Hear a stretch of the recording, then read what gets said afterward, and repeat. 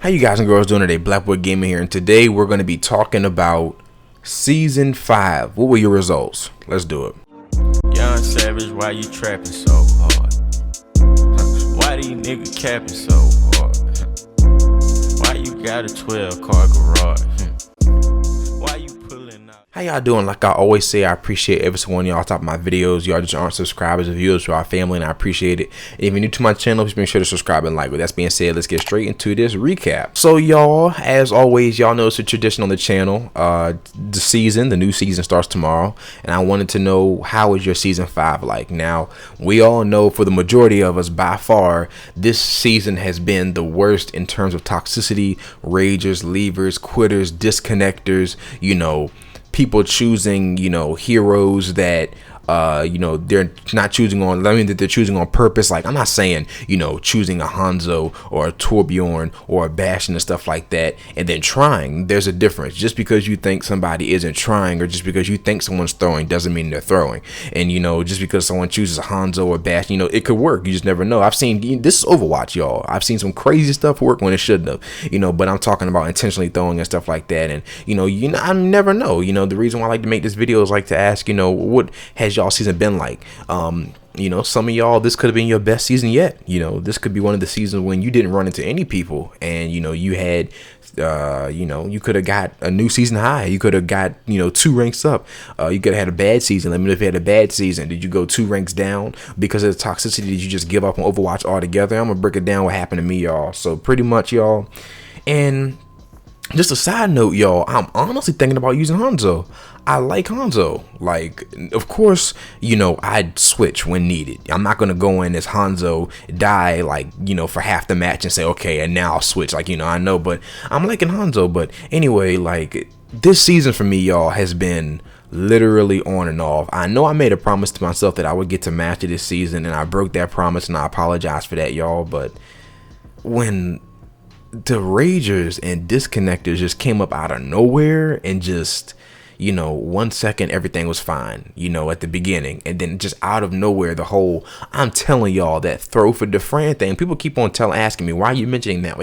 I'm telling y'all, man, that throw for Defran thing really had people and all these little fucking kids out here thinking it was okay to throw, people thinking they know what to do, and they're know-it-all and everything. I'm like, come on, man, and that on top of, y'all, it was just getting, the meta was stale too. Everyone was talking about the meta. Dive comp was, you knew there was going to be a Winston, there's going to be a Diva, there's going to be a Zarya, most likely. You knew that Reaper probably going, if they were going to have an enemy, like the enemy's going to have a Reaper, or you would, it was just so stale. And even when I didn't have throwers, which I did every other match, I would go in a competitive match. If you in my stream, I would go in a competitive match and I go into team chat, and I don't go into team chat anymore. I'll go into team chat sometimes, but rarely do I go into team chat. I'll go into team chat if I have if I'm doing or trioing or playing with friends or something, we're going to competitive, then I'll go into team chat. But for the most part, y'all, to go into team chat, how fake people are. When y'all are winning, everything's gonna be fine.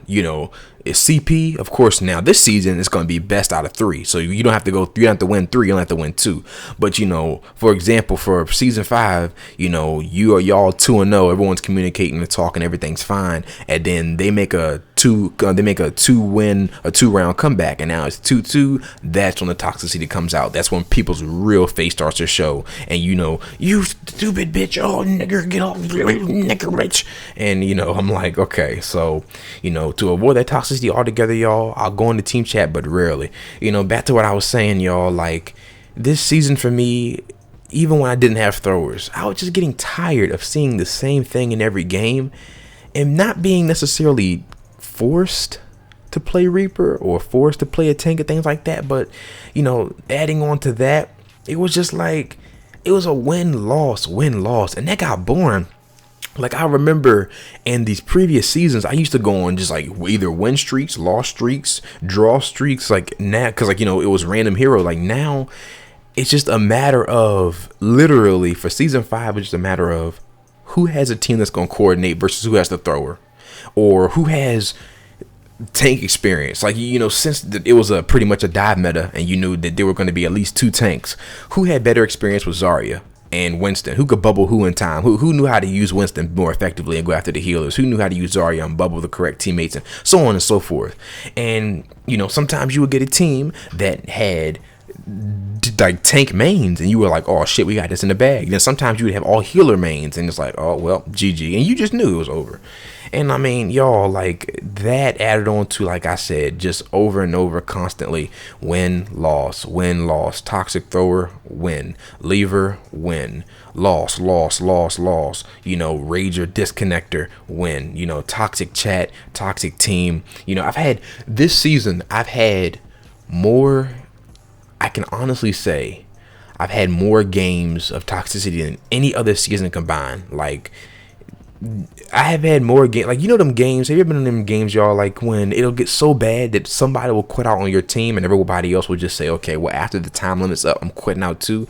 I've had like 10 or 20 of those. To me, that's crazy. Like in this season alone, that doesn't count for all the other games, of course, but just those alone, like, I just was like, you know what, and you know, y'all come to the channel on the Twitch stream, y'all, I'm playing Escape from Tarkov, and I just got that a fighting game Absolver and stuff like that. You know, this season was just a complete wash for me. I was on and off, you know.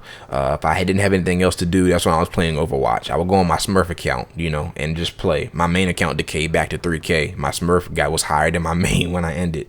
So, you know, this season, y'all, like, this is my last shot. Like, for me, like, this is it. This is my final go at the game. Now, realistically, me saying that, I'm hard-headed and I'm stubborn and I don't give up. So even if this season was bad, what happened in season 7 though? You know, but you know, for me, I'm trying to tell myself this is the last season. Like, I'm not going to sit here and start and be week 2, like 2 weeks in competitive and start hearing, get the fuck, I'm quitting, I'm leaving, if nothing changes. And, you know, they're updating. You know, Jeff Kaplan came out with an update saying they're constantly improving, so hopefully it'll change, you know. But I'm not. Like, this is my last go, y'all. I'm giving it my all. Like, I'm giving it, you know, try hard mode back on. Like, Overwatch videos coming again. Like, you know, Overwatch, the streams coming back to OW again. Like, I'm giving it my all, y'all. And, like, that's it. Something's got to change, y'all. BBG out. Why are you hating? Don't be upset with me because I'm the best. It's not my fault. I was just born this way, you know. I didn't ask for this. Let's get Wiz Khalifa.